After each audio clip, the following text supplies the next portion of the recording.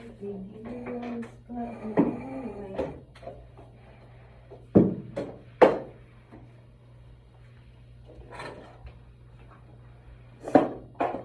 guys!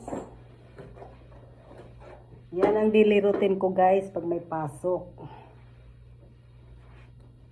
Bago ka bumalik ng tulog guys, para hindi ka na matambakan ng trabaho pagising mo, uli ay gawin mo na yung dapat gawin yung wala pa yung mga bata, diba? Ganun ang teknik ko guys dati kasi pagka alis nila, babalik ako ng tulog.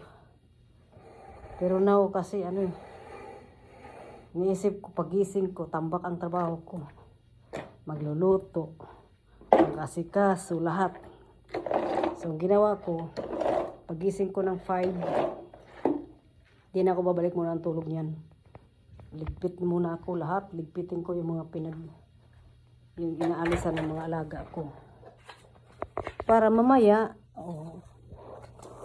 hindi ka na parang nagraras hour na. Ganun ang style nyo guys. Sa mga lang, yung bumabangon ng maaga. Kasi yung may estudyante, ganun. Mabuti nga ngayon, hindi na ako nagluluto ng pagkain nila sa umaga. Yung maliit lang. Hinandaan ko lang yung para sa baon niya, yun lang. Yung mga gurang, hindi na. Kasi lang yung ano lang i-request nila, yun lang. So, ganun gagawin nyo guys. Para makapag-relax kayo pagbangon nyo. Hindi na gaano talaga nag-iisip ka pa, ligpitin ko pa ito. Yan ang ginagawa ko. Makabalik akong tulog mga 8 o'clock na. 8 or kasi manonood ka pa ng YouTube. So, bye-bye.